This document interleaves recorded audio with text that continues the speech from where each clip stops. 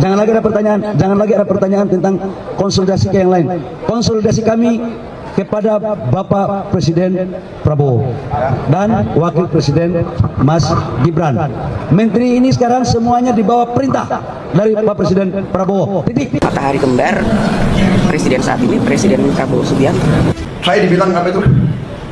Presiden boneka, saya dikendalikan oleh Pak Jokowi. Ya, seolah Pak Jokowi tiap malam telepon saya. Saya katakan itu tidak benar. Bahwa kita konsultasi, iya, itu seorang pemimpin yang bijak, yang konsultasi, minta pendapat, minta saran. Beliau 10 tahun berkuasa. Saya menghadap beliau, nggak ada masalah. Saya menghadap Pak SBY, tidak ada masalah. Saya menghadap Ibu Mega, tidak ada masalah. Dan mengenai matahari kembar, nggak ada yang namanya matahari kembar. Matahari itu hanya satu, yaitu Presiden Prabowo Subianto. Udah, jelas. Kalau selama ini Menteri dan Wakil Menteri ke sini tuh apakah juga meminta saran dan masukan? Silaturahmi biasa. Dan itu baik, silaturahmi itu. Kalau beberapa yang masih menyebut bos sendiri gimana Pak? Beberapa menteri masih menyebut Bapak sebagai bos. Mantan bos. Ada falsafah yang bagus, belajar dari tata surya, apa yang ada di alam semesta. Di alam ini hanya ada satu matahari, tidak ada lagi. Sama dengan Partai Demokrat yang kita cintai, hanya ada satu matahari, yaitu Ketua Umum kita. Akan kacau dalam sebuah negara, dalam sebuah entity termasuk partai politik, kalau mataharinya banyak. Bisa dibayangkan. Makin panas karena matahari sudah panas, kalau ada 2, ada 3 bagaimana? Pemirsa, kita bertemu kembali malam ini di Indonesia Lawyers Club.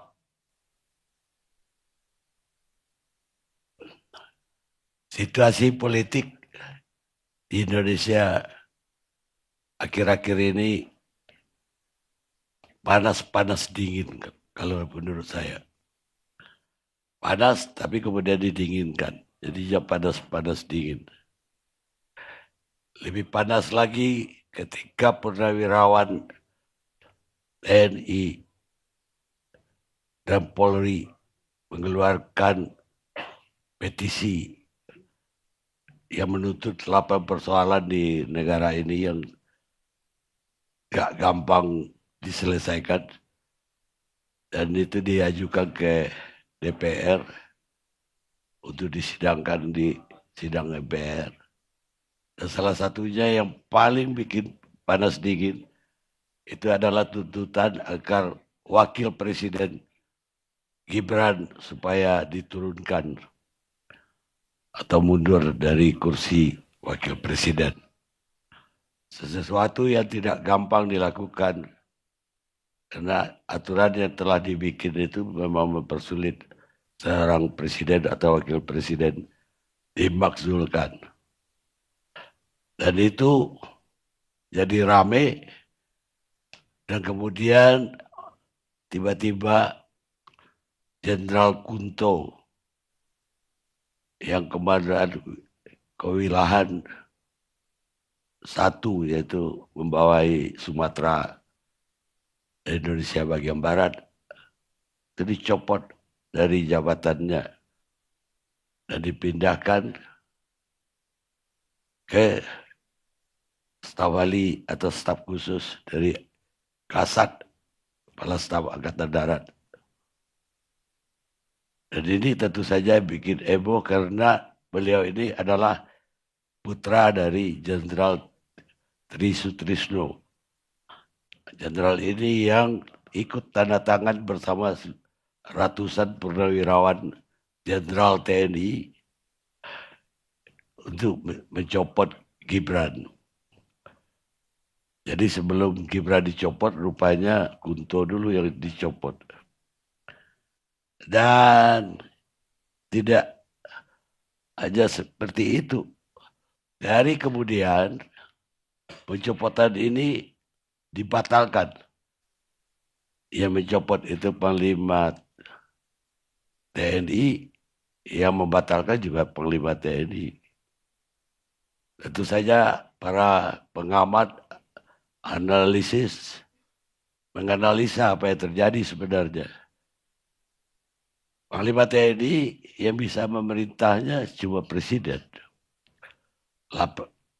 Masa presiden yang sama merintahkan dicopot, presiden yang sama besoknya minta diaktifkan kembali. Sehingga larinya bahwa yang mencopot bukan presiden yang sekarang. Karena itulah lahir isu matahari kembar semakin menjadi-jadi. Dan ini sesuatu yang dihubungkan lagi. Jenderal Kunto ini pada tahun 2023 adalah Panglima Siliwangi. Tiba-tiba dia menulis di Kompas, yaitu semacam refleksi lah dan apa yang akan terjadi ke depan. Dan dia berharap TNI lebih di depan dalam rangka memperbarui lah politik Indonesia. Dan tidak lama setelah itu masih Presiden Joko Widodo jadi presiden. Dia dicopot dari Panglima Siliwangi dan dipindahkan jadi Kodiklat kalau nggak salah, dengan pangkat 2 bintang. Dan sekarang baru 4 bulan dipulihkan kembali oleh Presiden Prabowo dan Panglima TNI sekarang, tiba-tiba dicopot lagi dari Panglima Kewilahan 1 Sumatera tadi. Sehingga isu bahwa matahari kembar itu semakin mengeras. Ditambah lagi belakangan, juru bicara Presiden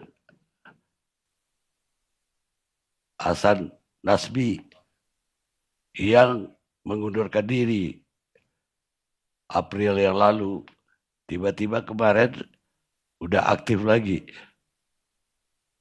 dan mengatakan bahwa dia memang diminta oleh Presiden Prabowo untuk aktif. Ya, orang politik akan menghubungkan dengan kejadian-kejadian sebelumnya. Kenapa tiba-tiba putusan mundur sekarang berbalik menjadi masuk kantor lagi? Apa ada hubungannya dengan Jenderal Kunto tadi? Itu pertanyaannya. Makanya malam ini saya pilih judul Jenderal Kunto dicopot, sehari kemudian diralat akibat matahari kembar.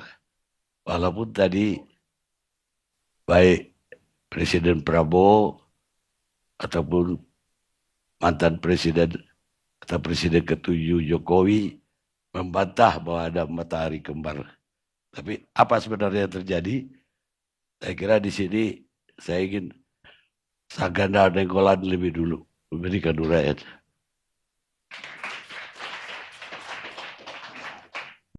Terima kasih Bang Karni Ilyas.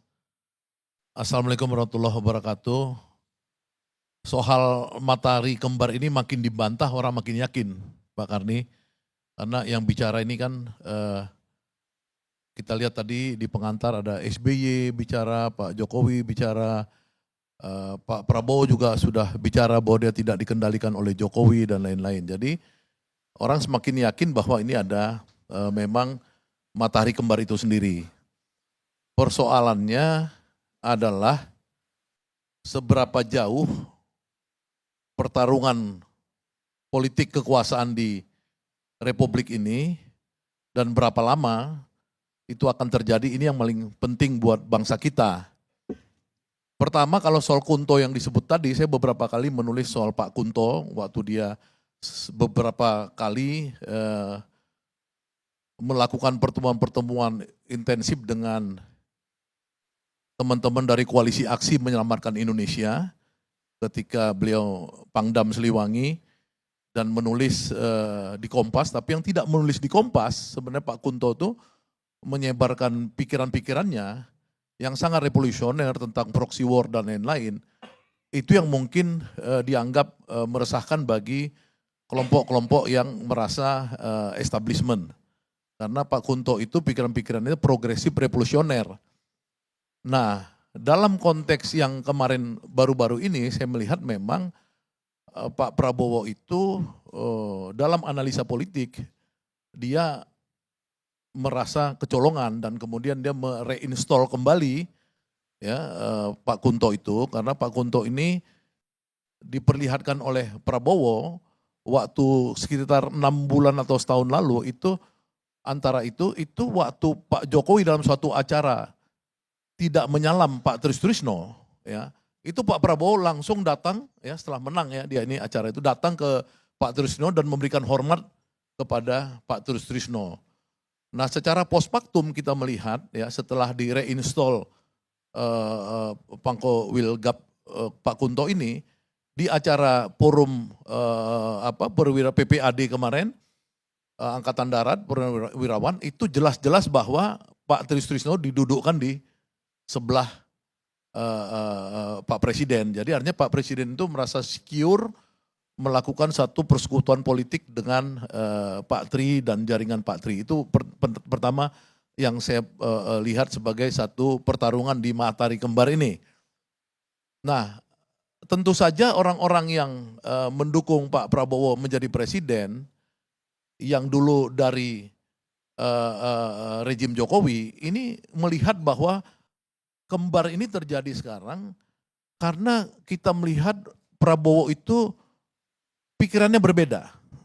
Ya, karena manusia ini kan berpisah atau bersatu salah satunya karena kesamaan pikiran atau perbedaan pikiran. Pikiran-pikiran Pak Prabowo ini baik ke belakang yang disebut histori maupun ke depan yang disebut dengan proyeksi itu berbeda dengan rejim yang mengantarkan dia sebagai presiden. Contoh tentang 2 hari lalu Pak Presiden menyatakan pikirannya tentang sejarah Muso dan sejarah Kartosuwiryo. Ya, dia mengatakan bahwa ada intervensi asing dalam masuknya Muso dalam pemberontakan komunis di 1948. Di rejim sebelumnya, di mana Presiden Jokowi menginstall dirjennya namanya Hilman Parit, itu sudah dibuat satu buku panduan tentang siapa pahlawan Indonesia, yang di mana di situ tidak ada Hasyim Asyari dan tidak ada Muhammad Natsir, yang ada justru tokoh-tokoh PKI semua di situ, kebanyakan, ya kan ada Alimin, ada macam-macam lah tokoh PKI, Aidit apa segala. Nah ini kan dengan statement dari Pak Prabowo itu dikoreksi sama dia bahwa sejarah ini dimenangkan oleh kaum nasionalis, bukan PKI, bukan juga si Kartosuwiryo. Jadi ini dimenangkan oleh kaum nasionalis. Itu adalah sejarah diterangkan oleh Pak Presiden kita. Jadi itu pikirannya udah beda yang di masa lalu. Ya, kemudian yang di masa lalu juga itu ahli sejarahnya Pak Jokowi, Hilman Parit ini mengatakan bahwa versi tentara yang selama ini melakukan perjuangan kepada Republik dalam konteks G30 SPKI itu diralat lagi oleh Pak Prabowo kemarin ketika ketemu dengan pensiunan tentara bahwa Anda inilah tentara-tentara yang menjadi guru saya, inilah pejuang-pejuang sebenarnya di Republik ini. Jadi ada ketidaksamaan pikiran, terutama kemudian yang juga ke masa depan. Pikiran-pikiran Prabowo yang progresif, revolusioner, di mana negara hadir. Kalau dulu misalkan hampir semua pinggir pantai itu dikasih sama cukong-cukong, sekarang oleh Prabowo diambil negara. Ilegal sawit bebas di zaman rejim lalu, di zaman Prabowo diambil semua ilegal sawit yang diambil oleh konglo-konglo ini. Nah ini kelihatan pikiran tindakan Pak Prabowo ini berbeda, maka kemudian terjadilah matahari yang tadinya kelihatan satu akhirnya kelihatan pelan-pelan nih bergeser. 1 jadi 2. Nah, kalau yang kedua ini nggak ngerti bahwa Pak Prabowo ini sebenarnya kalau dari sisi saya, dia punya 2 sisi kehidupan. 1, dia sebagai demokrat karena dia orang yang mendirikan partai politik dan masuk pada kontestasi politik secara demokratis. Tapi dia juga sebenarnya punya sisi lain sebagai kombatan. Karena dia tuh lama sebagai tentara dan masuk di elitnya tentara komando. Nah, saya sebagai orang yang pernah dipenjara di era Orde Baru, saya cuma ingin mengingatkan kepada teman-teman semua, hati-hati. Jangan pancing-pancing Pak Prabowo itu ya masuk pada sisi yang dia akan masuk pada karakter kombatan itu. Nah, ini yang saya sering nasihati teman-teman yang baru belajar politik di Indonesia ini dan baru jadi aktivis instan banyak di Indonesia ini, saya bilang hati-hati karena kalau nanti ini dipaksa-paksa terus matahari kembar, dipaksa-paksa terus berbagi kekuasaan tapi tidak untuk rakyat dan bangsa, tiba-tiba Pak Prabowo marah, ini bahaya karena dia adalah panglima tertinggi di Republik Indonesia sekaligus dia mantan Danjen Kopassus, itu bahaya.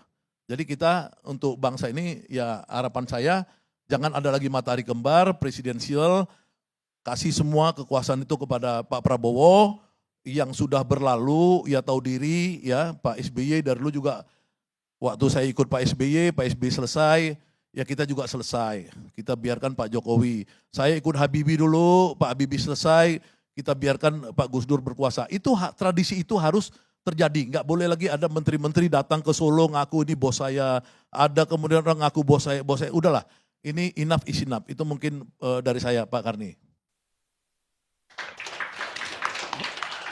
Ya bagus sekali uraiannya, apalagi tentang sejarah. Tapi kalau yang terakhir tadi bahwa menteri-menteri pada datang, sehingga terkesan matahari kembar itu nyata jadinya. Tapi dari Pak Jokowi sendiri, kok ada sespimti polisi-polisi yang ikut sespimti diundang ke rumahnya di Solo. Ya makanya menurut saya kan itu kan yang sebenarnya gini, orang datang sespim misalkan seperti itu, tapi dia bagaimana membuat itu dalam suasana misalkan tidak overexpose sehingga itu kelihatan seperti orang lapor ke dia. Ini kan persoalannya ini kan selalu overexpose seolah-olah dia masih mengontrol permainan. Ya kan, padahal ini seharusnya tidak boleh terjadi ya, dulu tidak ada begitu. Ya ini aja sebenarnya harapannya, ya enough is enough, ada bahasa Inggrisnya begitu. Jangan sampai ya mancing-mancing Pak Prabowo kembali jiwa kombatan dia yang keluar. Kalau keluar ya saya kasih tahu aja teman-teman yang belum pernah dipenjara Orde Baru. Saya dipenjara 2 kali sama Orde Baru. Masuknya itu di sel tentara gitu loh, hati-hati gitu. Makasih. Bagaimana melihat,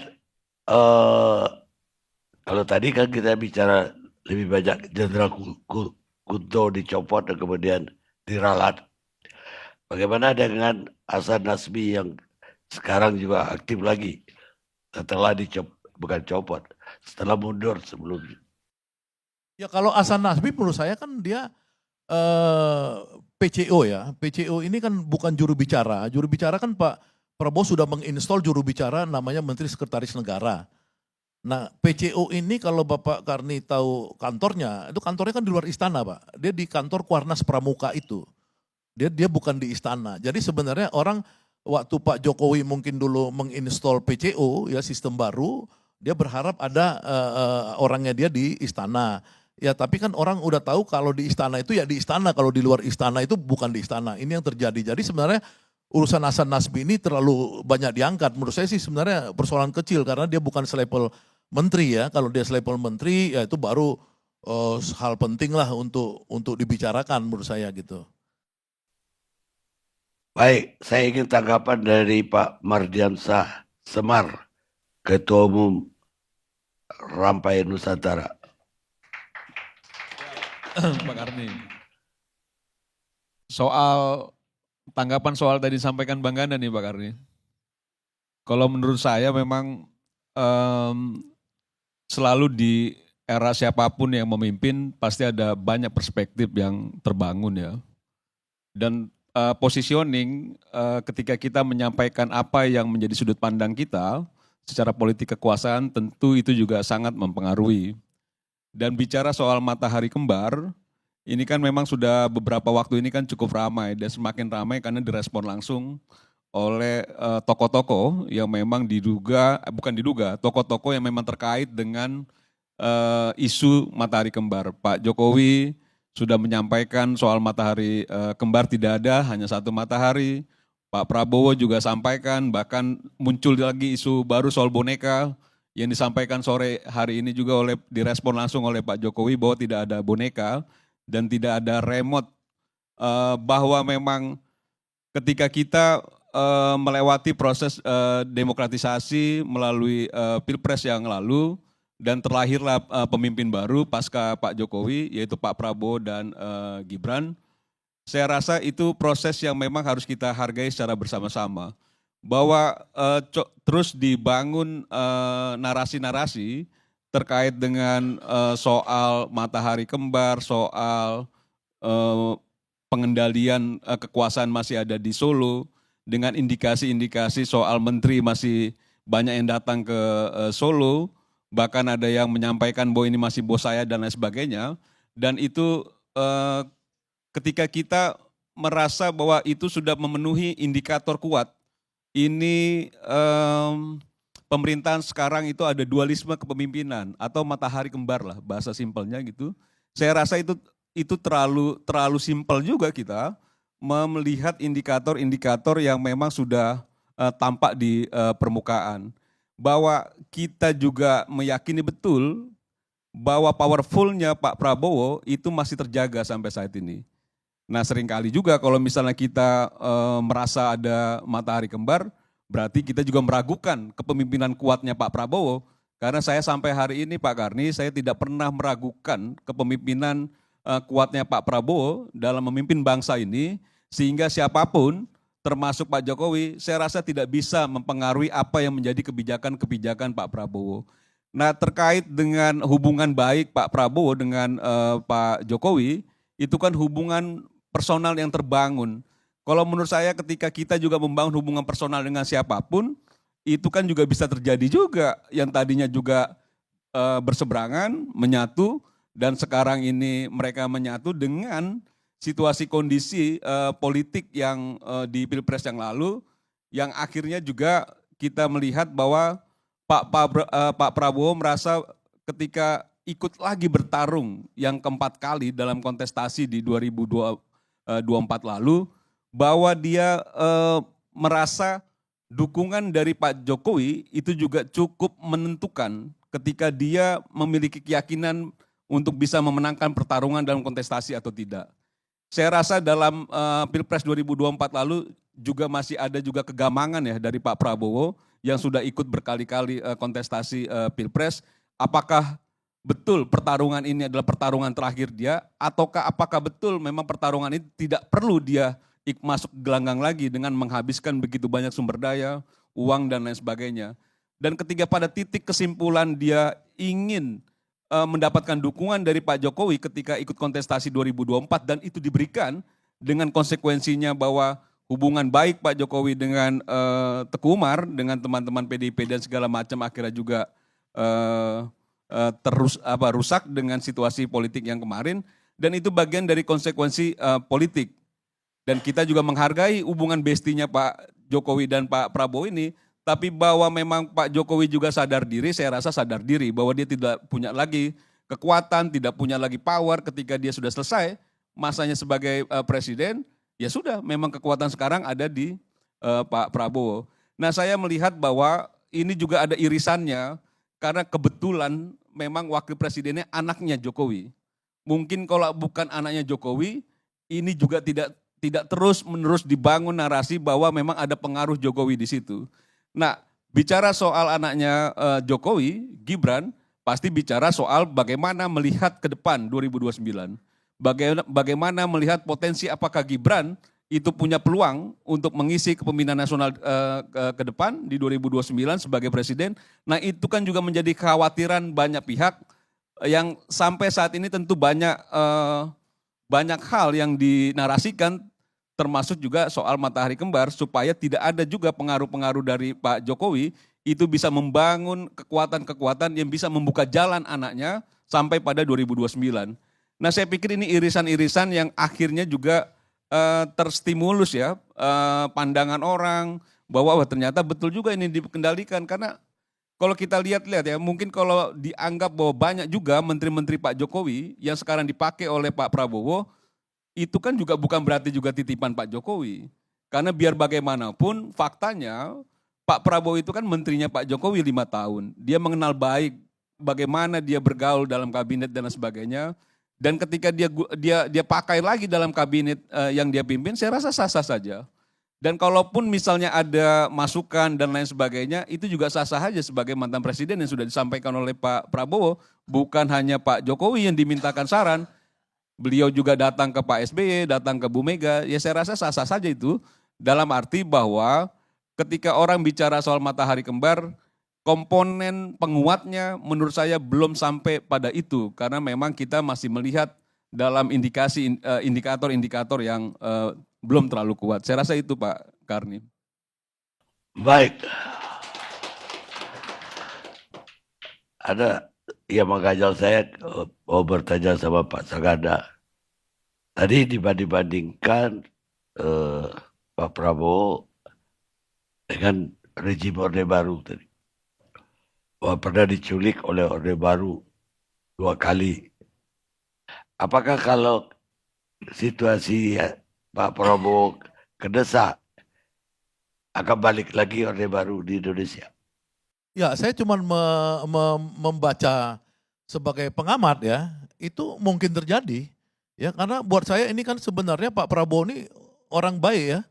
Ya, dia itu punya potensi untuk menguasai militer. Ya, menguasai militer itu kan artinya menguasai Indonesia.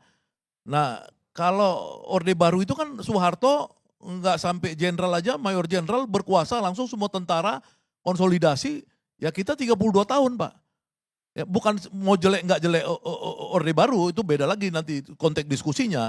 Saya mau bilang ini kita ketika ini orang senang dengan demokrasi, ya orang senang dengan ada kebebasan, ada ini, dan Pak Prabowo ini sebenarnya memberikan kesempatan kepada media, bertemu dengan dia, diskusi, mahasiswa bergerak, Indonesia gelap apa segala, dia nggak begitu cerewet dan lain-lain. Ini udah bagus kita ketemu presiden begini. Nah, kalau dia misalkan didesak-desak terus, lama-lama keluar kombatannya takutnya balik Pak gitu loh. Itu aja saya cuma takutnya gitu. Makasih. Semacam warning lah ya. Warning dari saya yang pernah ngalami 2 kali di penjara Orde Baru. Baik, pemirsa, seorang pemimpin itu ibarat gembala. Gembala itu akan selalu di belakang ternaknya. Dia akan membiarkan ternak yang paling cekatan, yang paling gesit, mengambil alih pimpinan di depan. Dan yang lain mengikuti yang memimpin tadi.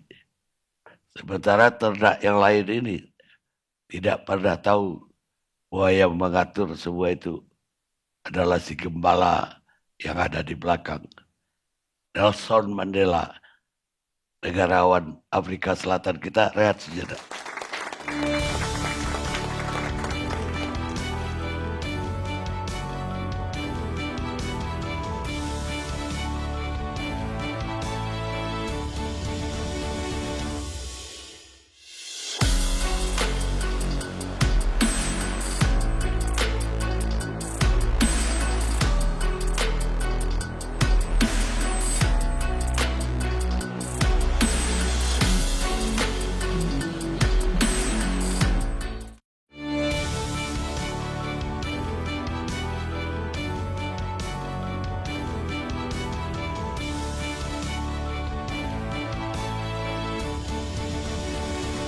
Pemirsa, kita lanjutkan diskusi kita.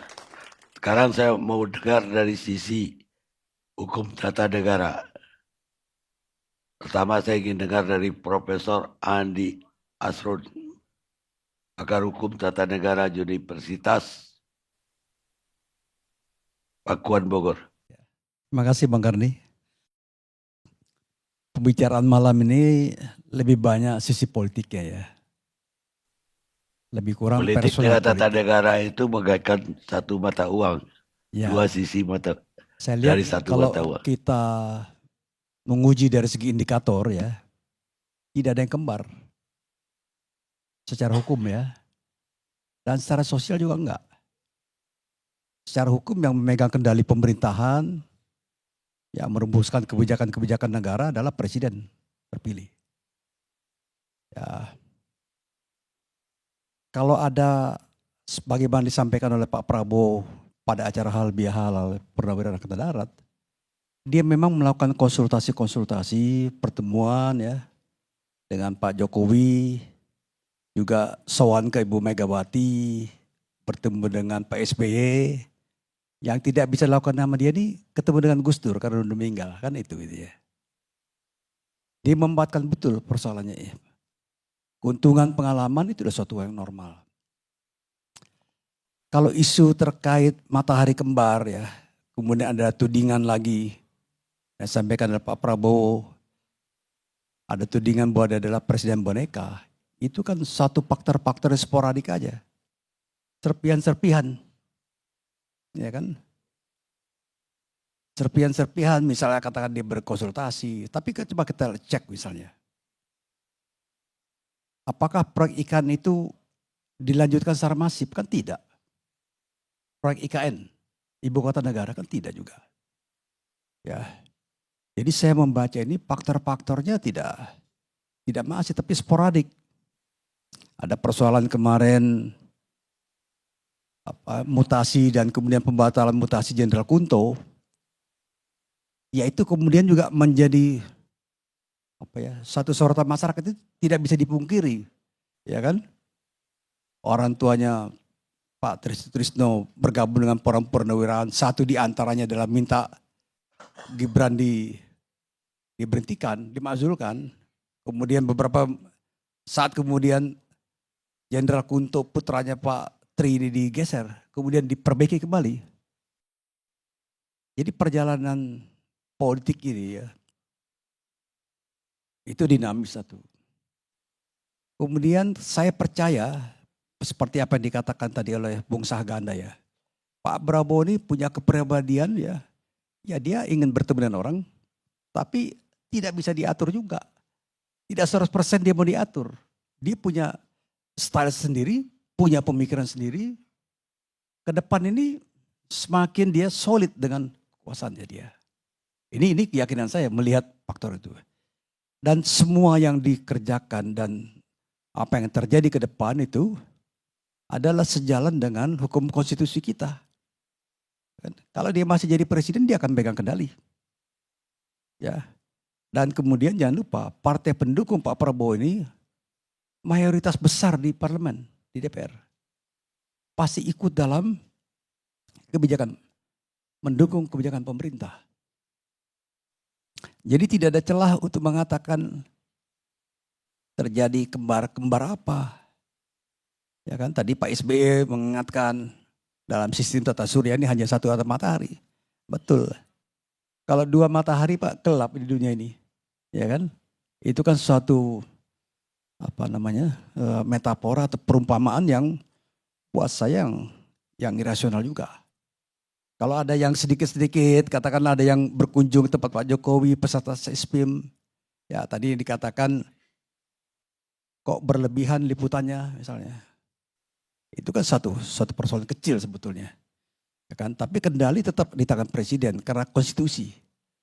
Apalagi bicara secara politik, mayoritas. Dan ada hal-hal yang menurut saya by nature ya, karena kepribadian Pak Prabowo, hal-hal yang kira-kira kurang baik cepat recovery. Ini hebatnya Pak Prabowo di sini. Ya, cepat recovery. Persoalan Hasan Nasbi misalnya kemudian cepat recovery. Walaupun itu a small thing ya. Hasan Nasbi ya enggak terlalu, tapi ada satu indikasi. Ya. Kemudian juga ya memang ada kritik-kritik ya terhadap, tapi semua ini kalau mau dilihat indikator-indikatornya, yang disebut matahari kembar ya atau tuduhan Presiden Prabowo ini adalah boneka Jokowi, Itu small thing itu. Hal yang kecil, sporadik. Barangkali ada indikator-indikator sosial, kemudian dikaitkan orang, ini begini, kemudian ditarik kesimpulan bahwa ada matahari kembar, kemudian tuduhan bahwa boneka. Saya kira itu sangat sporadik sekali, ya kan? Itu adalah isu sosialnya begitu. Dan jangan lupa masyarakat kita ini suka gosip Pak Kardi. Ya semakin digosok semakin sip kan gosip gitu. Jadi tidak esensial isunya kembar atau misalnya tuduhan seperti itu. Dan saya percaya pada pribadi Pak Prabowo dan kemudian pengalaman politiknya, ya kan? Dia adalah seorang demokrat. Pak Prabowo seorang demokrat, betul. Ketika ditolak bertemu dengan Pak Habibie waktu itu, dia ikut aja. Ya kan nggak ada sesuatu gerakan yang dibikin kacau atau apa, dia ikut aja. Ya memang tinggal bagaimana DPR melakukan pengawasan terhadap jalan pemerintah. Ya kan, mungkin para pakar juga menyuarakan pikiran-pikiran alternatif, korektif sebagai bentuk pengawasan terhadap pemerintah. Nggak bisa dibiarkan. Jadi saya tidak melihat ini isu yang serius ya, soal isu matahari kembar, tapi bahwa ada peringatan jangan sampai seperti itu, saya sepakat, ya kan. Tapi kalau beberapa menteri sowan ke Pak Jokowi sebagai mantan bos, itu simple thing ya, satu yang simple aja, sederhana. Bukan berarti tiba-tiba beberapa menteri datang ke Pak Jokowi kemudian program pemerintahan diinstruksikan oleh Pak Jokowi, tidak seperti itu. Tetap ke tangan presiden. Kalau dia sowan sesuatu sosial, ini suatu sosial. Ya kan bahwa ada dimensi politiknya ya kecil-kecil aja tuh. Jadi nggak terlalu banyak mengguncang kekuasaan kayak gitu. Dan ini tradisi. Jadi kalau tadi Bung Saganda bilang bahwa dia punya dua sisi sebagai pribadi, politisi, demokrat ya. Juga dia mantan kombatan. Saya kira juga itu satu diferensiasi ekstrim ya. Ekstrim. Bukan tiba-tiba dia ada sesuatu tidak suka kemudian dia muncul sebagai kombatan, tidak. Pengalaman sebagai kombatan justru membuat dia bergerak lebih cepat. Mengambil keputusan lebih cepat. Ini kan mantan Danjen Kopassus. Bergerak lebih cepat. Dan sebagai seorang demokrat dia tata ini. Dia tata hubungan politik. Hubungan dengan parlemen segala macam. Jadi mesin politik ini bisa menjamin tidak akan ada matahari kembar. Ya kan? Tidak akan. Dan saya kira manusiawi juga kalau Pak Jokowi juga sadar diri ya. Bahwa sekarang tidak berkuasa, sekarang eranya Pak Prabowo. Tetapi kita juga perlu mengakui bahwa era sekarang ini karena ada hubungan dengan Pak Jokowi kemarin sebagai pendukung Pak Prabowo ya. Ada publik menafsirkan ini keberlanjutan segala macam. Tapi buat saya itu adalah isu sporadik, isu yang tidak terlalu besar lah ya, besar. Dan secara konstitusional tetap Pak Prabowo sebagai pemimpin. Hanya ada satu matahari. Dan saya kira kepemimpinan Pak Prabowo itu ke depan akan lebih baik. Tentunya pasti ada koreksi ya. Ada koreksi dari masyarakat, koreksi dari pakar, koreksi dari parlemen. Itu lumrah. Tapi beliau adalah seorang pendengar, ya kan? Hanya sekali belum terjadi pertemuan ya Bung Rocky dengan Pak Prabowo ya, nggak tahu jadi atau enggak ya yang ditunggu-tunggu publik. Kira-kira begitu pendapat saya Pak Karni. Terima kasih.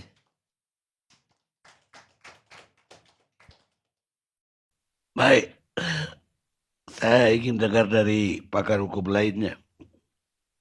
Ferry Amsari. Terima kasih Pak Datua, para senior. Saya ingin memulai dengan membantah apa yang disampaikan Pak SBY terlebih dahulu. Di Tata Surya ini ternyata di tahun 2011 ilmuwan NASA menemukan melalui Kepler ya, sebuah planet yang punya dua matahari. Makanya dinamakan Kepler 16b gitu ya. Tapi Pak SBY benar bahwa di planet yang punya dua matahari itu tidak ada kehidupan. Kurang lebih itu untuk mengantarkan kita bahwa dalam sistem presidensial memang tidak dikenal dua matahari. Saya ingin mulai juga dengan bercerita sejarah sistem presidensial ini. perdebatan soal 2 presiden, 3 presiden itu perdebatan lampau sebenarnya.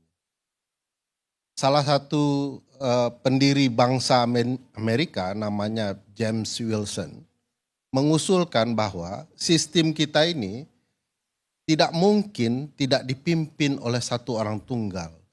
Unitary presidency sistemnya. Presiden tunggal. Ada banyak yang membantah, terutama Kongres. Kongres kan merasa tidak nyaman ya. Secara politik ada tampuk sentral kekuasaan yang bernama presiden. Banyaklah perdebatannya, bahkan kalau dibahas kajian-kajian terbaru, ada juga yang mengusulkan, kayaknya model presidensial itu harus ada 2 presiden. Misalnya David Oren Leach yang menceritakan harus ada 2-3 orang begitu ya, agar bisa berbagi kekuasaan begitu ya, kolektif. Tetapi kalau kita runut di dalam naskah pembahasan konstitusi Amerika soal sistem presidensial, Alexander Hamilton sudah bilang tidak mungkin akan ada negara berjalan dengan benar dalam sistem kita ini kalau tidak dipimpin oleh satu orang presiden. Nah, selalu di dalam drama politik ya, gagasan-gagasan ini tidak terlalu dibaca dengan baik dan seringkali kepentingan politik jauh lebih meluas dari itu. Kita bisa lihatlah di dalam tata surya bernegara kita ini,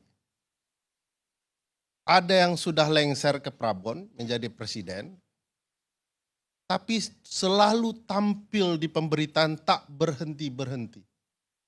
6 bulan pemerintahan Presiden Prabowo, ada mantan presiden yang tiap hari harus terpaksa dibaca oleh Bang Sangganda Nenggolan muncul di TV. Ada soal motor gede lah, ya. Ada soal wisata Jokowi lah, ada soal sekolah pimpinan menengah kepolisian yang datang lah, ada yang mengaku bos. Jadi bukan mantan bos, tapi eksplisit menyebut masih bos saya. Apa imajinasi yang bisa kita pikirkan dari pernyataan ini? Ada orang yang masih mengakui selevel menteri, orang yang menjadi bosnya. Padahal secara konstitusional, pasal 17 Undang-Undang Dasar 1945 mengatakan bahwa para menteri itu adalah pembantu presiden yang sedang berkuasa, bukan pembantu mantan presiden. Dia bisa dilantik, bisa diberhentikan, bertanggung jawab kepada presiden yang berkuasa. Tiba-tiba dengan konsep penghormatan tunggal, ya, pengabdian tunggal kepada presiden, ada menteri yang berani bilang, mantan presiden, he is still my boss. Wah, itu berani sekali itu menteri. Kecuali memang ada orang yang bertindak bahwa dia harus dianggap masih bos para menteri ini. Nah, ini problematika kalau saya lihat ya dari hari-hari ya, 6 bulan, coba cek Bang Ganda nanti di pemberitaan, persentase pemberitaan soal Joko Widodo, baik yang dimunculkan oleh anak buah, mantan anak buahnya, maupun pemberitaan, maupun ulah dari Presiden Jokowi sendiri. Contoh ulah Presiden Jokowi kemarin melaporkan soal ijazah palsu. Berita lagi soal Pak Presiden Jokowi. 6 bulan banyak sekali soal berita Pak Presiden Jokowi. Nah ini di titik tertentu karena hukum tata negara juga harus menganalisa gerak dan langkah politik. Ada upaya matahari lain terbit di dalam ruang tata surya ketatanegaraan kita. Dan harus diingat, pesan Pak Prabowo tadi yang dibenarkan oleh ilmuwan NASA, tidak ada planet yang bisa long lasting kalau kemudian ada 2 tata surya. Saya mau menurunkan analogi ya. Dalam sebuah kapal, saya pernah menulis di Tempo, judulnya 1 kapal 2 nahkoda. Kurang lebih ceritanya, tidak akan ada kapal negara yang mampu berlayar maksimal ya, kalau kemudian dipimpin oleh 2 nahkoda. Coba contoh, mana ada kapal yang punya 2 nahkoda? Kalau nahkoda pasti ada ko-nahkodanya, kurang lebih begitu ya. Bahkan bus saja yang supir-supir itu, nggak ada kemudian supir kecuali supir cadangan, wakil menteri itu. Supir utama ya 1. Bayangkan kalau lebih tinggi dari itu pesawat negara ya. Kalau kemudian bosnya 2 pilot itu, ancamannya adalah para penumpang dari sebuah negara. Saya tidak terbayang kalau negara kita dipimpin oleh 2 presiden yang punya ambisi yang sama. Pertanyaan besarnya adalah, apa yang menyebabkan matahari ini ingin terus terbit, padahal harus sudah tenggelam? Saya menduga beberapa hal. Dan itu perlu kita simak hati-hati agar tradisi ketatanegaraan kita bisa berjalan dengan baik. Harus ada mantan presiden menghormati presidennya. Saya melihat misalnya Pak Presiden Jokowi, ini jangan salah paham ya, dalam tradisi ketatanegaraan penghormatan kepada mantan presiden tetap disebut sebagai presiden. Supaya dia sadar diri, dia ini level negarawan, tidak boleh lagi dia bertindak kekanak-kanakan penuh ambisi untuk terus muncul. Dia harus menunjukkan bahwa dia itu pernah menjadi presiden dan dia harus menunjukkan sifat negarawannya. Maka tradisinya tetap dipanggil sebagai presiden. Nah, Pak Presiden Joko Widodo kemungkinan besar agak khawatir juga dengan anak beliau yang disukai oleh Bang Rocky.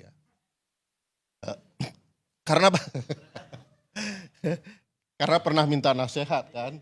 Tapi kayaknya nasihatnya nggak didengar kalau sekarang ya. Ada kekhawatiran luar biasa. Mas Gibran, Mas Wapres ya, atau kalau kita lihat, jangankan secara politik menimbulkan keyakinan, dia diragukan dalam berbagai hal. Ini tanpa merusak penghormatan personal saya kepada Mas Gibran. Saya ambil contoh ya, bagaimana publik bisa yakin dengan sosok Mas Gibran kalau dia bicara soal bonus demografi dengan baik ya. Itu pakai teks atau tanpa teks saya tidak terlalu mengetahui. Tapi dalam praktik lapangan beliau kemudian jauh dari apa yang dia ceramahkan. Datang ke sekolah, mendatangi tukang cukur, cari siswa yang rambut panjang lalu dipotong rambutnya. Itu kayaknya nggak cocok dengan cerita bonus demografi, kekuatan ekonomi baru dan lain-lain. Datang kepada teman-teman siswi, kasih make up dan lain-lain. Ini agak jauh dari orang bisa dihormati dalam ruang politik. Itu jadi berat bagi Mas Gibran. Bagi saya ini juga disadari oleh Presiden Joko Widodo bahwa anaknya belum matang dalam ruang politik. Orang walaupun muda ya, selevel Syahrir begitu ya, tampil dalam panggung-panggung politik tingkat tinggi, orang menghormati karena kemampuan dan kepahamannya bagaimana berpolitik dan bagaimana menjalankan ketatanegaraan. Kita lihat tidak ada di sosok Mas Gibran, tidak natural. Akhirnya ada kesadaran Presiden Jokowi, kalau saya tidak ikut cawe-cawe, nanti anak saya habis. Wong dia dikarbit oleh putusan Mahkamah Konstitusi.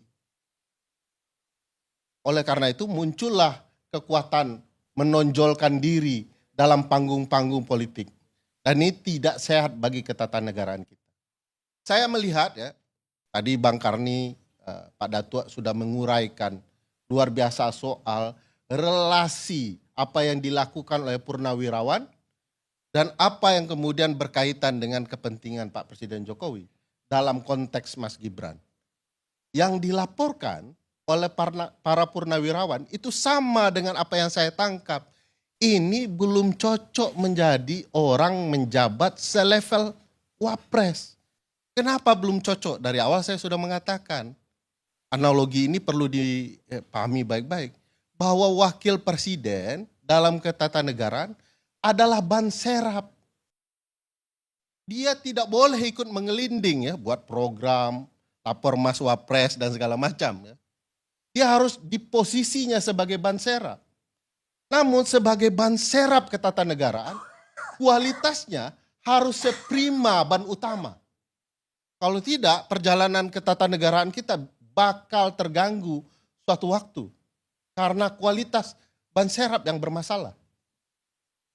Jadi seorang Wapres juga harus punya kapasitas yang baik. Nah ini problematika kalau Wapres kita tidak mampu menunjukkan kualitasnya. Dan oleh karena itu para purnawirawan melihat ini bermasalah, kita ganti sajalah. Nah bukti Pak Presiden Joko Widodo masih cawe-cawe adalah kemudian adanya gerakan-gerakan yang kemudian menyingkirkan orang-orang yang berkaitan dengan usulan pemberhentian Mas Gibran. Pak Tri Sutrisno misalnya dengan keluarganya begitu ya. Tidak mungkin ada upaya perbaikan dalam administrasi pertahanan dalam hitungan beberapa hari.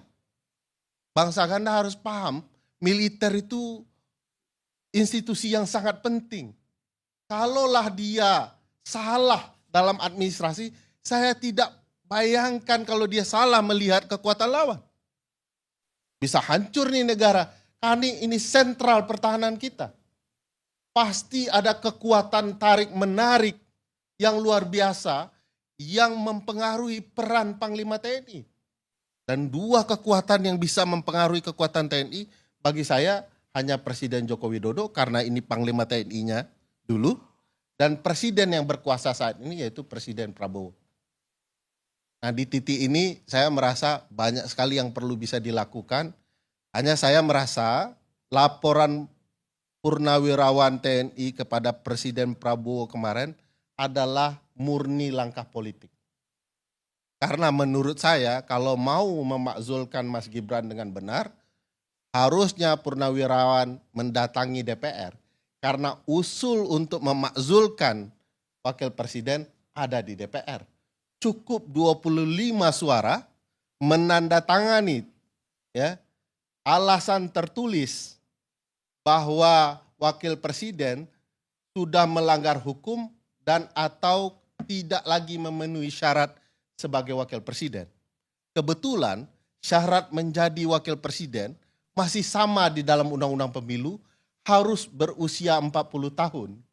Tetapi Mas Gibran sampai hari ini jauh lagi tahunnya untuk sampai usia 40 tahun. Apa yang terjadi? Skandal di Mahkamah Konstitusi lah yang membuka ruang Mas Gibran bisa masuk dalam kancah politik ini. Skandal ini adalah ruang untuk bisa mengevaluasi apakah wakil menteri perlu di-impeach dan di-remove. Wakil presiden bisa di-impeach dan di-remove from the office ya, dimakzulkan.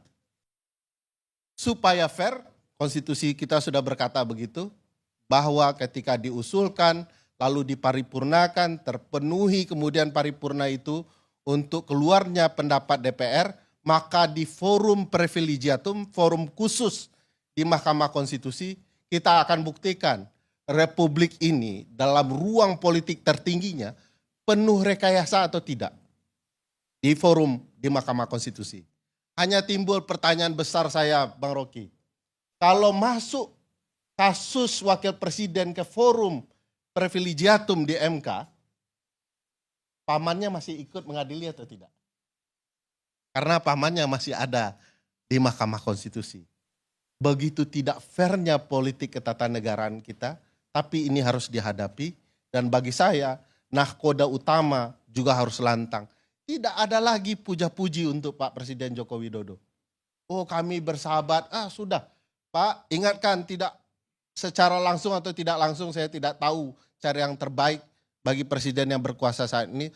Tolong tidak banyak kamera disorot kepada Presiden Joko Widodo. Karena itu mengganggu orang melihat bagaimana saya bergerak memimpin Republik ini.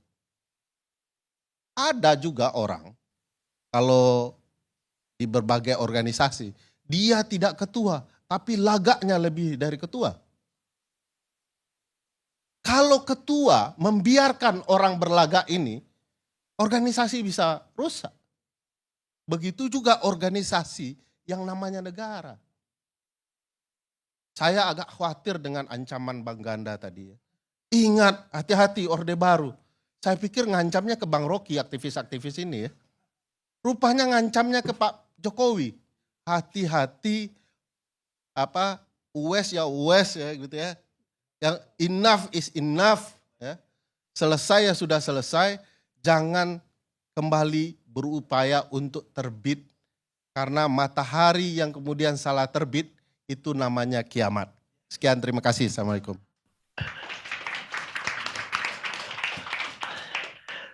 Saya kira nggak ada pertanyaan untuk Ferry Amsari.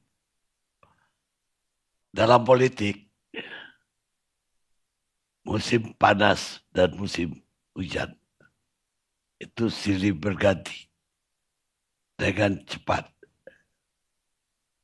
Giulio Andreotti, Perdana Menteri Italia 90-an. Kita rehat sejenak.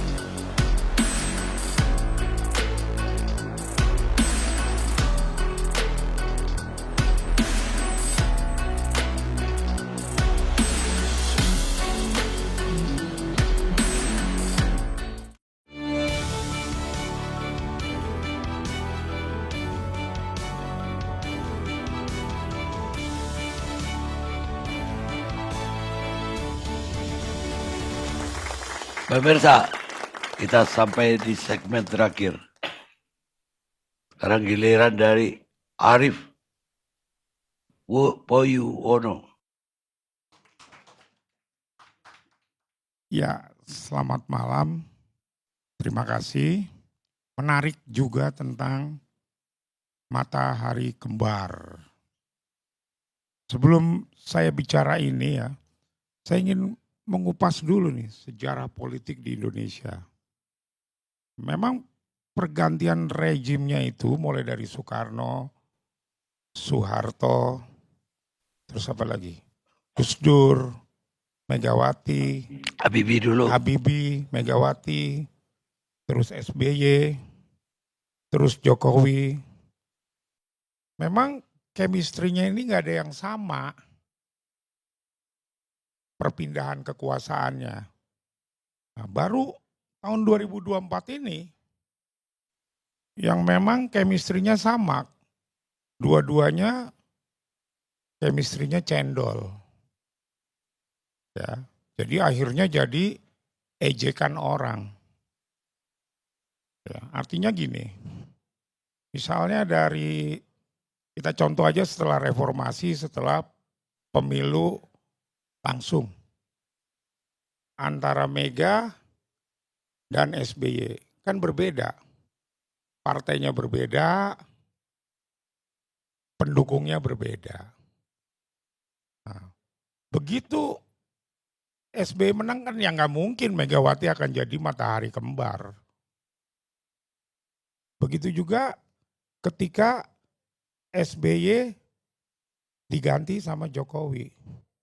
Kan Jokowi nggak didukung sama SBY, jadi nggak mungkin SBY akan disebut matahari kembar di era pemerintahan pertamanya Jokowi. Nah ini kebetulan pendukungnya sama, partainya sama, terus ada anaknya. Jadi framing masyarakat membuat framing politiknya, terutama bagi ya lawan-lawan terdahulunya atau orang-orang yang memang kontra dengan Jokowi, maka kan mengatakan ini matahari kembar. Lalu kata-kata matahari kembar makin rame itu, kalau yang mengatakan hanya saya mungkin tidak akan rame. Tetapi statement kata-kata matahari kembar walaupun dicontohkan terhadap sebuah partai, itu yang mengatakan SBY. SBY mengatakan kan tidak baik ada matahari kembar dalam pemerintahannya Prabowo. Itu sebelum Prabowo dilantik. Akhirnya apa? Ya akhirnya digiling terus. Bahwa Jokowi menjadi matahari kembar. Yang kedua, kalau mau contoh-contoh yang kemarin rame menterinya ke Solo, ini juga genit menteri-menterinya. Yang memang sih saya setuju, saya akan minta Prabowo, menteri-menteri yang ke Solo itu yang genit itu, yang bikin gaduh, memang harus diganti semuanya. Kan akhirnya jadinya dituduh, Prabowo dianggap boneka. Disebabkannya itu bukan karena kelakuannya Prabowo atau kelakuannya Jokowi sendiri. Tapi memang kelakuannya menteri-menteri ini. Untung aja Bang, kunjungannya Jokowi ke Vatikan menghadiri pemakamannya Paus, gak dituduh matahari kembar. Karena kan yang kesana datang presiden semua, gak ada mantan presiden. Ya kan? Untung gitu loh. Tidak dipolitisi, wah udah jelas nih matahari kembar. Karena yang datang menghadiri pemakamannya Paus itu mayoritas itu presiden, bukan wakil presiden. Jadi menurut saya, terus ditambah lagi, genit juga misalnya. Dikatakan, apa itu Sespimti menghadiri bertemu dengan Jokowi. Padahal itu hal yang biasa. Ya, nah, terus lagi kalau Prabowo ketemu ke sana, dianggap Prabowo boneka tidak. Kalau menurut orang Jawa, Prabowo ini sedang melakukan politik manunggal. Artinya dia juga harus banyak dapat informasi dari bekas presiden. Yang kebetulan dia bisa dekat. Satu aliran. Gak mungkin kan misalnya waktu itu Jokowi datang ke SBY minta saran karena beda alirannya. Dalam Pilpres 2014-nya kan berbeda. Ya. Jadi wajar Prabowo ini sering bertemu dengan Jokowi. Karena yang dihadapi Prabowo akibat peninggalannya Jokowi ini berat banget. Dan itu sudah ada faktanya. Pertumbuhan ekonominya makin turun. Hutangnya makin nambah, yang miskin makin nambah. Mau nggak mau kan ya Prabowo harus tanya, Pak Jokowi gimana sih situ ngaturnya? Kok bisa hancur begini? Kan begitu. Ya kan? Lah mau nanya sama siapa dia? Gak mungkin nanya ke SBY karena bukan 10 tahun bukan pemerintahannya SBY. Kan gitu. Ya kan? Terus kan juga dia harus tanya, Pak Jokowi, kira-kira menterinya Pak Jokowi yang bekas Pak Jokowi ini saya angkat bener apa enggak, korup apa enggak ya? Kan lu harus ditanya. Jadi ada perbedaan di saat pemilunya. Kan jelas kan 2014 SBY mendukung Prabowo. Kalau waktu itu Prabowo terpilih 2014, SBY pasti akan diserang sebagai presiden kembarnya Prabowo. Gampang sekali. Jadi memang ada beberapa ya misalnya tadi menteri-menterinya Jokowi, menteri-menterinya Prabowo ini genit gitu loh. Misalnya tadi si Trenggono kan ngomong kan, itu bos saya. Padahal dia ngomong seperti itu gak ada gunanya dan justru merugikan pemerintahan. Artinya kan nanti investor juga ragu. Lah ini yang benar kemana ya presidennya kan? Apakah Prabowo atau Jokowi? Ya kan? Harusnya mereka tuh sadar sudah menjadi pejabat negara, omongannya dijaga. Kalau terkait misalnya Jokowi banyak bikin acara, ya mungkin kan dia masih belum sadar gitu loh. Belum sadar kalau dia itu masih bukan lagi presiden. Tapi itu hanya pendapat orang lah saya pikir. Justru kalau saya lihat, rakyat sendiri yang datang ke rumahnya Jokowi, memang Jokowi itu sangat dicintai oleh rakyat. Luar biasa. Prabowo aja kalah dicintainya. Coba deh, gak ada jarang yang datang ke rumahnya Prabowo. Susah masuknya. Ya kan? Jadi memang gak ada lah istilah matahari kembar. Matahari kembar itu ada ramenya karena SBY ngomong terus. Dibilang ada matahari kembar. Lah kalau udah begini, ini jangan-jangan ada apa-apa nih. Mancing-mancing matahari kembar supaya grup sana marah. Jadi Prabowo jadi pusing. Dan terus diginikan akhirnya Prabowo gak konsen kerjaannya. Ribut politik terus, hancur ekonomi kita. Padahal yang sedang kita hadapi ini, di negara kita ini, luar biasa terutama tentang ekonomi.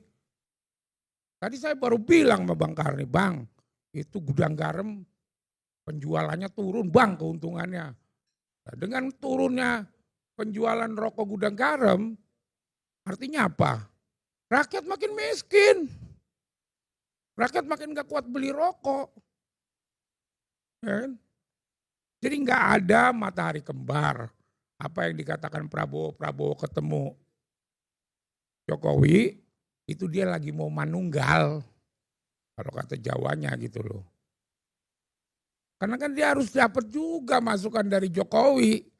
Yang tahu kunci-kunci kas-kasnya negara ini kan Jokowi.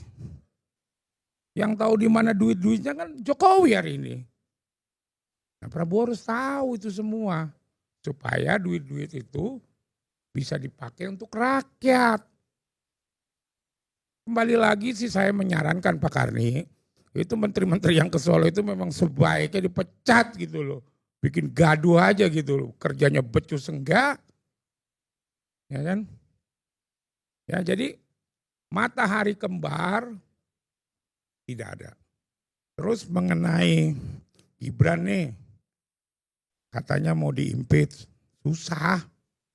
Kecuali satu, kita minta kepada bapaknya Jokowi untuk legowo meminta Gibran mundur. Kalau pakai cara politik nggak bisa, tapi kalau pakai cara kekeluargaan bisa.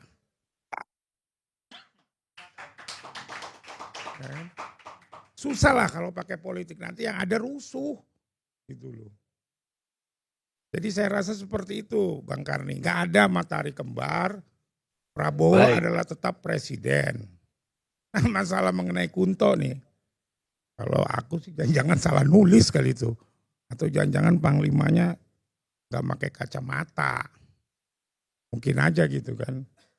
Ya ini intermezzo aja, ya bukan masalah matahari kembar atau yang nyuruh ganti Pak Jokowi, saya nggak percaya. Pasti ada sesuatu orang yang memang tidak suka dengan Kunto untuk diganti. Cuman nggak jujur aja mungkin Panglima TNI-nya siapa yang ganti, yang minta diganti. Kalau Jokowi enggak, saya yakin. Apa pentingnya dia? Ya, jadi seperti itu menurut saya. Baik.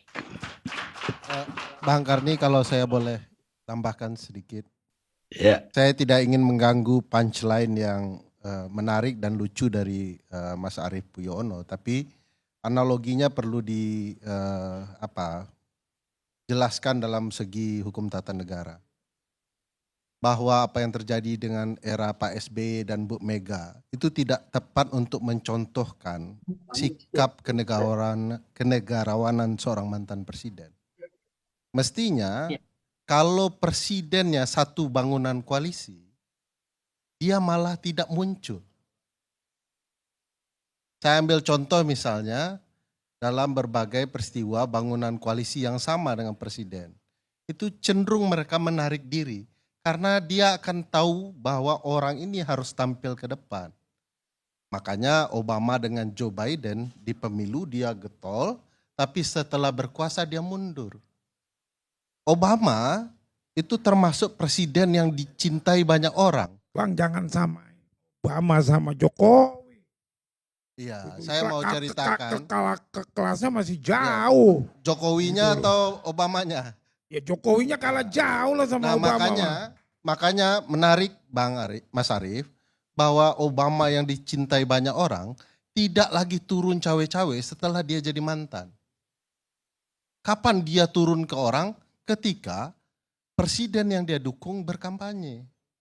Nah harusnya Jokowi ya juga harus menarik diri, penuh kesadaran.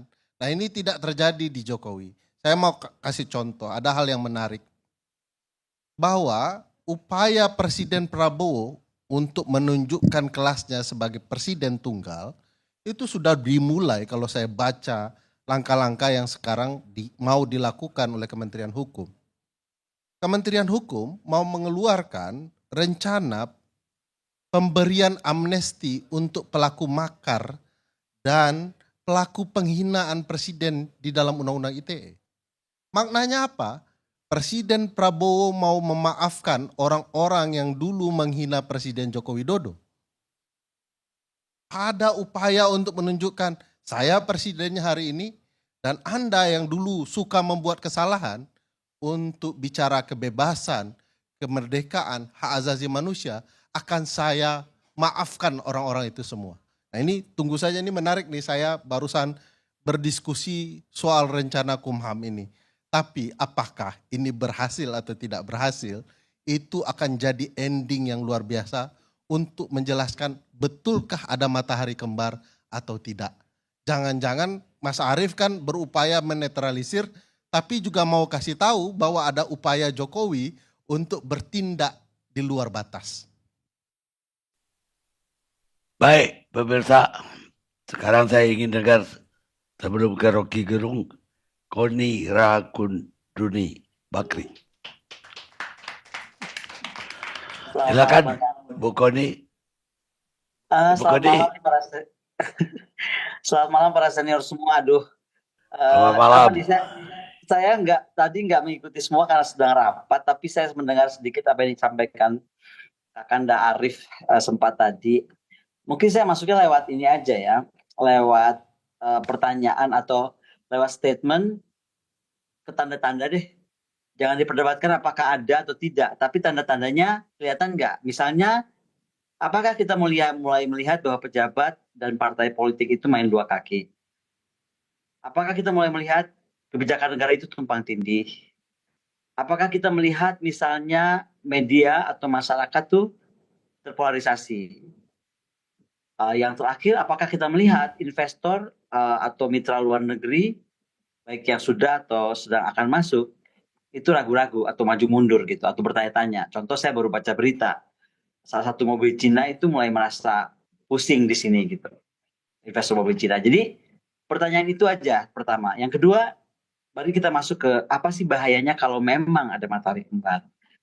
Jelas yang kita akan hadapi itu politik yang tidak stabil. Yang kita akan hadapi itu adalah kepercayaan pasar, kepercayaan masyarakat akan turun, dan artinya rakyat itu akan mudah terbelah. Dunia juga pasti akan bingung nih, Indonesia ini mau kemana. Jadi kalau tadi Bang Arief atau Kakanda Arief ngomong ada atau tidak, ya buat saya concernnya adalah kalau kita mau honest gitu, rakyat ini terpecah nggak sih gitu, terutama dengan masuknya para ternak dan buzzer yang sangat heboh itu. Saya sih merasakannya walaupun saya dari jauh ya, terpecah gitu, terpolarisasi. Jadi memang sekarang yang kita mesti bahas itu apa dan bagaimana contoh yang pernah terjadi. Mungkin kita belajar bisa dari contoh waktu Rusia 1917 ya. Terjadi Volasti ketika Revolusi Februari 1917 itu tuh ada kedua kekuatan yang berjalan bersamaan.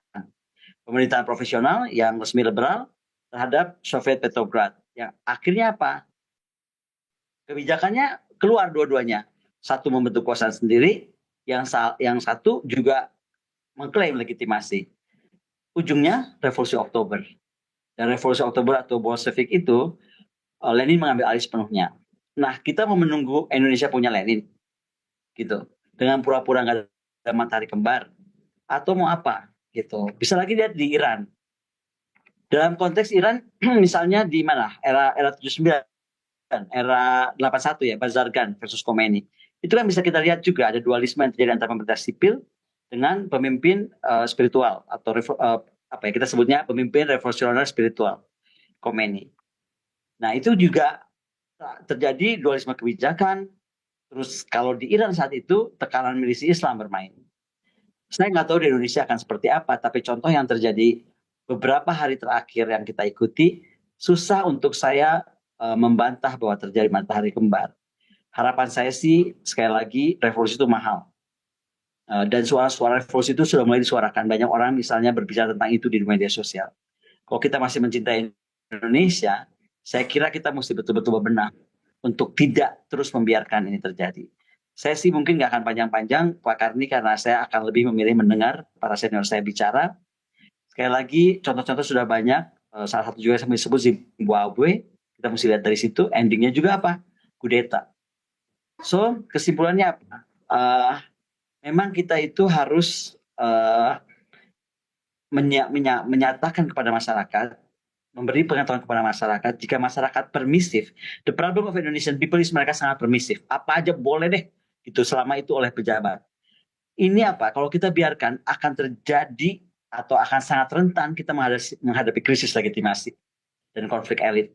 Dan endingnya adalah pasti terjadi pengambilan kekuasaan oleh satu pihak, pasti terjadi koeksistensi singkat yang tidak stabil, dan pasti krisis politik terbuka atau bahkan kekerasan sangat mungkin terjadi. Saya kira saya akhiri di situ. Terima kasih Pak Karni. Terima kasih tambahnya Ibu Koni. Sekarang tausiah terakhir Rocky Gerung.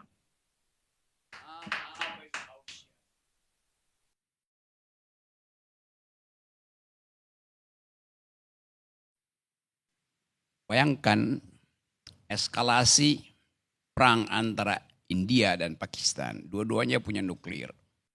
Rudal, India udah tiba di Pakistan. Kalau itu berubah menjadi perang proksi itu, Gibran mau ngapain di situ? Bisa ada pembagian kerja tuh. Tadi saya ngobrol dengan anak SMA kelas 2, kelas 1. Dia tanya ke saya, Pak, saya punya masa depan nggak kalau 2029 Gibran yang jadi presiden? Pertanyaan simple. Saya tanya, kenapa Anda bisa kamu tanya begitu? Ya kan katanya belajar politik. Tapi saya mau belajar politik dari siapa? Dia ngoceh. Jadi kita mulai melihat bahwa kendati tadi secara politis susah, tetapi drive psikologi publik mengarah pada pemaksulan Gibran. Itu soalnya. Ya nggak bisa, secara konstitusi ada, tetapi secara politik nggak mungkin tuh. Lo politik itu bukan the art of the possible yang mungkin mana, tapi the art of attacking the impossible. Kira itu yang lagi ditempuh oleh Purnawirawan. Kenapa? Karena dia menunggangi dalam pengertian baik. Gelombang protes yang bertahun-tahun, berbulan-bulan, ada terus nama itu. Fufu Fafa, ijazah palsu, paman, siapa namanya itu. Jadi di benak publik tertanam itu. Dari mak-mak sampai anaknya yang SMA tadi pagi. Yang ketemu bilang hal yang sama itu. Psychological madness ini yang sebetulnya harus kita perhatikan. Apalagi tadi, kalau krisis bilateral tadi yang sebetulnya itu pasti akan diseret. India punya faksi, Pakistan punya faksi. Dan elemen agama di situ akan sangat kuat. Lalu masuk ke Indonesia. Lalu teroris Asia Selatan itu turun lewat Malaysia, nyebrang ke Aceh, masuk Indonesia. Memanfaatkan kondisi yang tidak stabil secara politik Indonesia. Kita mau baca itu. Karena seringkali sejarah tiba dengan variabel yang tidak pernah dideteksi dari awal. Itu soalnya. Pasti kalangan purnawirawan dapat variabel baru untuk memastikan bahwa maksulkan sekarang si Gibran. Karena kondisi berbahaya secara regional. Masuk akal. Blessing in disguise. Dia dapat poin itu. Mungkin ini orang sebut ini sunatullah dapat poinnya purnawirawan. Karena ada krisis baru di Asia itu. Ketegangan antara Pakistan dan India yang basisnya ideologis itu. Merembet pada soal-soal potensi kekerasan turun ke Asia Selatan. Itu real variabel yang mesti kita lihat. Jadi tiba-tiba kita mulai membaca bahwa ada keadaan yang kritis sebetulnya. Yang mungkin sekarang BAIS, BIN atau Departemen Pertahanan mulai menghitung variabel itu. Kalau terjadi keadaan kedaruratan yang saya sebut tadi, attacking the impossible itu. Pembagian pekerjaan dalam kabinet apa? Kabinet tidak peka itu. Kan kabinet tiba-tiba jadi bego. Karena nggak mampu lagi untuk merampok APBN yang diefisiensikan oleh Presiden. Dari awal dia merasa ya mending di reshuffle deh. Nggak ada kesempatan buat korupsi lagi. Pragmatisme itu juga ada di kita tuh. Nah dalam kondisi itu datang SBY. SBY mungkin punya semacam kemampuan fortune teller membaca keadaan. Mungkin SBY di awal dia tidak ucapkan bahwa krisis regional itu artinya krisis yang memungkinkan sebut aja pemerintahan Indonesia itu kolaps. Tambah dengan keadaan perang tarif sekali. Jadi SBY mengucapkan itu, sekarang ucapan SBY itu seolah-olah mendapat legitimasi baru karena krisis. Bukan krisis politik Indonesia, krisis politik Asia pada akhirnya. Lalu disebut istilah matahari kembar. Oh dia dalam ilmu fisika memang ada matahari kembar. Saya belajar pertama fakultas teknik. Jadi, tapi masalahnya apa istilahnya? Twin suns itu, dua matahari itu. Disebut dua matahari kalau size dan jumlah lumennya itu berbeda tuh. Ukuran dari matahari itu harus berbeda dengan kembarannya tuh. Ukurannya sama tetapi jumlah lumennya, jumlah cahayanya berbeda, oke kembar. Tapi kalau dia sama-sama, besarnya volumenya 3000 meter kubik, lumennya tuh 2000 lumen misalnya sama-sama, tetap dianggap satu. Sekarang kita lihat size antara Prabowo dan Jokowi mungkin sama, lumennya berbeda. Jumlah cahayanya berbeda. Atau lumennya sama, size-nya berbeda. Apalagi kalau size dan lumennya itu, lumen itu apa namanya, cahaya itu, kekuatan cahayanya itu berbeda tuh. Brightness-nya berbeda. Itu intinya. Tetapi dengan intuisi aja orang tahu memang ada dua matahari kembar. Dalam keadaan ini. Ada soal buat saya matahari kembar.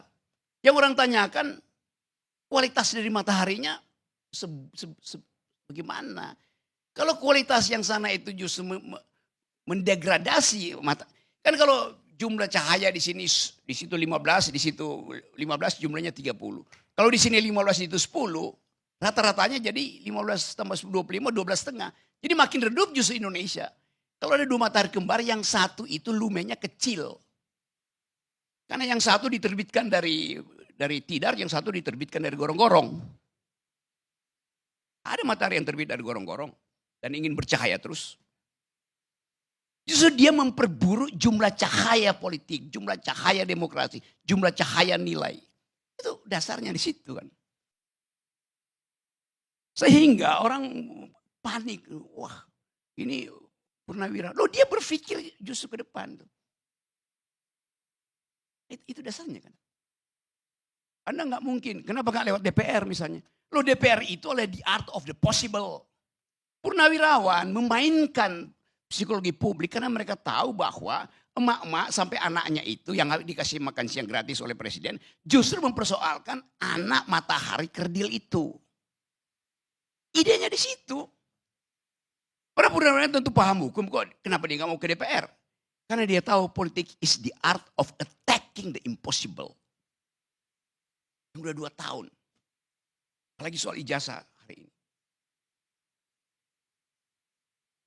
Digembar-gemborkan oleh lawyer Jokowi bahwa kalian menghasut, membuat kegaduhan. Yang bikin gaduh itu Jokowi. Selama 2 tahun Jokowi bikin gaduh. Karena dia umpankan ijazah itu untuk mengukur daya tahan dari mereka yang menghina dia. Akhirnya dilaporin. Kenapa gak dari 2 tahun lalu? Kegaduhan ini berlangsung karena Jokowi tidak jujur untuk mengatakan ini asli atau palsu. Kalau memang akhirnya ijazahnya asli misalnya. Problem kita, kenapa ijazah yang aslimu itu kau tahan? Kau permainkan opini publik dengan menahan ijazah itu. Kau bikin kegaduhan dengan menahan ijazah aslimu. Laporin aja Jokowi. 2 tahun dia bikin kegaduhan kok. Dan hasil kegaduhan itu 2 orang, 3 orang, 4 orang masuk penjara. Itu cara berpikirnya begitu. Jadi sekali lagi kita berupaya untuk melihat masalah ini bukan dari black letter of law yang diatur di dalam proses pemaksulan. Bahkan hukum tata negara bicara itu. Tapi ini soal legitimasi moral. Ada moral call. Kalau pakai sistem tata negara, Hitler itu nggak mungkin dimaksulkan atau dihukum. Karena Hitler dipilih secara demokratis melalui undang-undang Jerman waktu itu. Tapi dia berubah karena ambisi itu. Jadi kita mulai melihat misalnya bahwa pasti tadi Jokowi akan nggak mungkin, pasti dia akan makin memperbesar ambisi dia untuk jadi matahari. Bukan fakta dia matahari, ambisi dia untuk menjadi matahari. Ya karena dari awal dia ingin cahaya dia itu hanya tiba di kepala anaknya. Di Mahkamah Konstitusi. Ini pertaruhan buat Pak Jokowi. Sebagai political animal. Dari awal dia investasi pada anaknya. Maka dia mesti tuntun itu sampai 2009. Kalau batal, dia ikut diseret di pengadilan. Karena yang mampu membela Jokowi cuman anaknya. Dalam posisi sebagai presiden.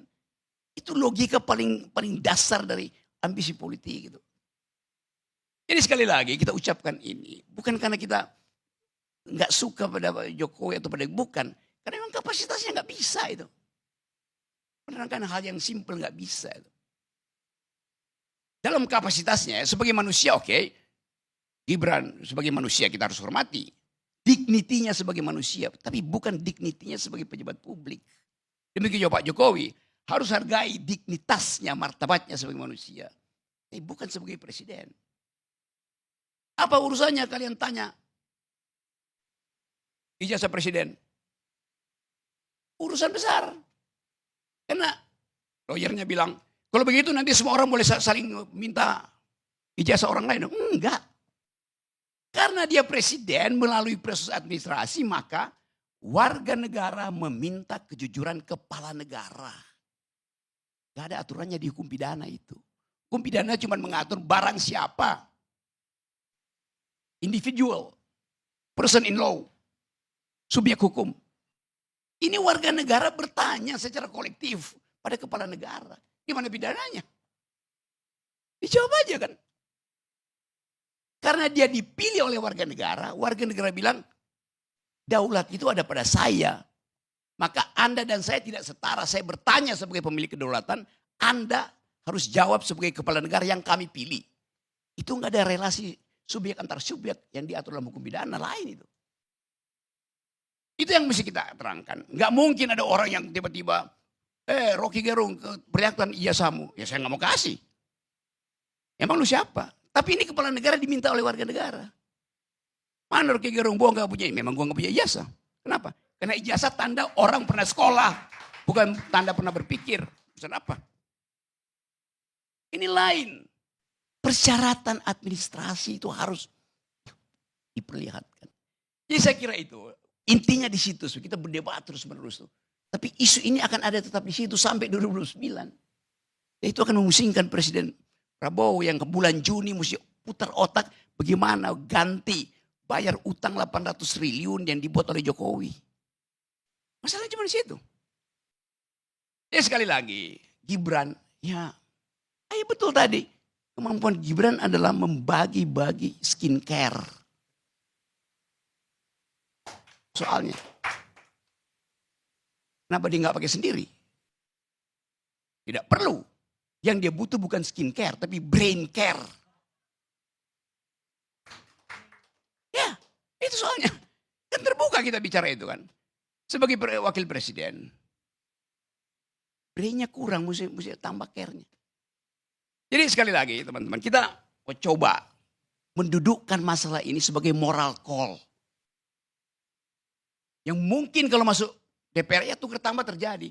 Tetapi kalaupun batal dimaksulkan, memori publik sudah definitif bahwa kapasitas Gibran nggak cukup. Itu soalnya tuh. Akan terus bulan Juli nanti, bulan Juli, mahasiswa UI, mahasiswa UIN, mahasiswa Makassar, mahasiswa UNAS, mahasiswa Pakuan, tempat sang profesor mengajar. Akan diterangkan oleh seniornya bahwa yang namanya FOFA ini, yang nggak mampu berpikir si itu tuh. Diwariskan. Soal-soal ini, ya kita mesti selesaikan secara kebudayaan, secara moral. Jadi itu intinya, itu akibatnya kalau ada dua matahari. Yang satu terbit dari Tidar dan belum tenggelam. Yang satu terbit dari gorong-gorong dan dua tenggelam di IKN. Itu soalnya tuh. Jadi sekali lagi saya ingin terangkan itu dalam kejujuran kita bernegara itu. Mas Rocky, tadi ada pertanyaan dari Pak Arief ini, apakah mungkin Pak Jokowi sendiri menarik anaknya untuk selesai? Kenapa gak dibalik pertanyaannya? Apakah mungkin Pak Jokowi mengorbankan anaknya? Itu lebih penting ditanyakan. Dalam sistem kerajaan. Itu dasarnya kan. Jadi sekali lagi, kita coba buka persoalan ini.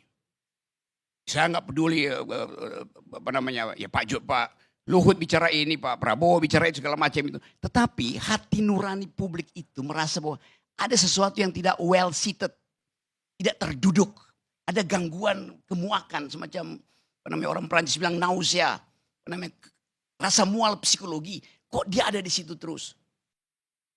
Lepas dari Presiden Prabowo bilang hidup Jokowi atau Gibran adalah wakil, itu soal lain, tapi ini soal psikologi publik yang terganggu dengan kehadiran sesuatu yang tidak fit and proper dengan kondisi yang membutuhkan seorang pemimpin itu punya otak mampu untuk membaca masa depan.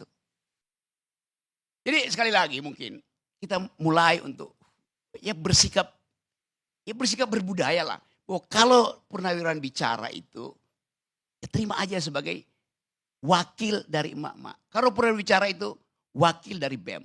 Purnawirawan bicara itu wakil dari Kontras. Bicara itu soalnya. Bahwa memang ada poin yang mungkin kita semua, saya juga nggak setuju. Kembali ke Undang-Undang 45, nggak ada soal. Tapi itu poin dia. Tapi poin 8 itu otonom diminta itu, pemaksulan itu. Diproses secara akademis, oke? Masuk akal. Diproses secara hukum, masuk akal. Diproses secara politik, kurang bisa. Diproses secara moral, sangat mungkin. Assalamualaikum warahmatullahi wabarakatuh.